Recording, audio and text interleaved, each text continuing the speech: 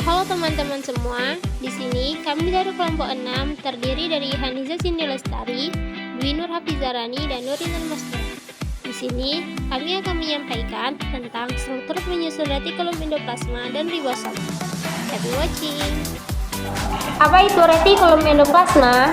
Retikulum endoplasma adalah organel dalam sel yang berbentuk seperti jaringan pipa dan berfungsi sebagai tempat pembuatan serta transportasi berbagai jenis penting dalam tubuh. Adapun komponen pada penyusunan retikulum endoplasma, yang pertama fosfolipid, yang kedua seterol, yang ketiga trigliserida, yang keempat ribosom. Adapun jenis retikulum endoplasma terbagi menjadi dua, yakni retikulum kasar dan retikulum halus. Retikulum kasar pembuatannya ditempeli ribosom yang berfungsi membuat dan memodifikasi protein. Retikulum halus tidak memiliki ribosom, berfungsi membuat lemak dan hormon dan menyimpanan energi. Apa itu ribosom? Ribosom adalah struktur kecil dalam sel yang berfungsi sebagai pabrik protein. Protein sangat penting bagi sel karena menjadi bahan utama dalam pembentukan enzim, hormon, dan berbagai komponen sel lainnya. Komponen penyusun ribosom. Ribosom terdiri dari dua komponen utama, yakni RNA ribosorol, yang ketiga trigliserida, yang keempat ribosom. Adapun jenis retikulum endoplasma terbagi menjadi dua, yakni retikulum kasar dan retikulum halus.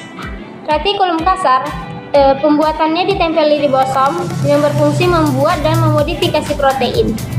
Retikulum halus tidak memiliki ribosom, berfungsi membuat lemak dan hormon dan menyimpanan energi.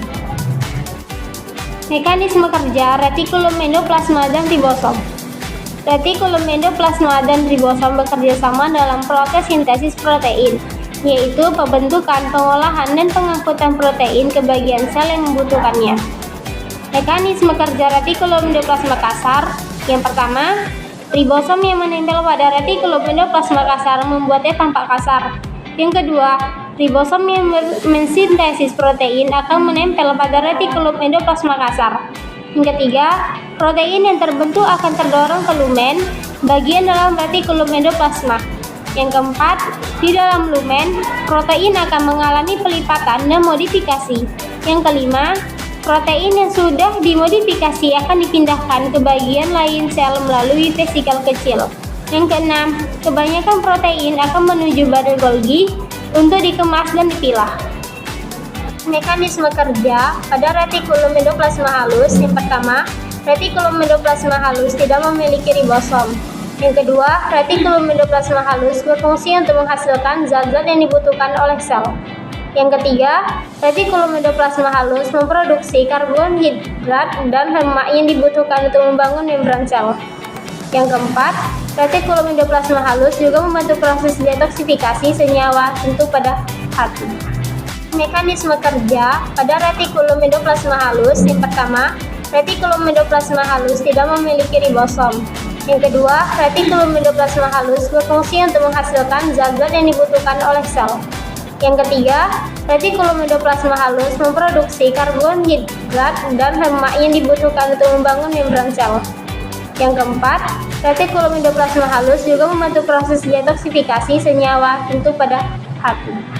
Adapun peranan penting retikulum endoplasma dalam kehidupan. Yang pertama, untuk membantu produksi protein dan hormon. Yang kedua,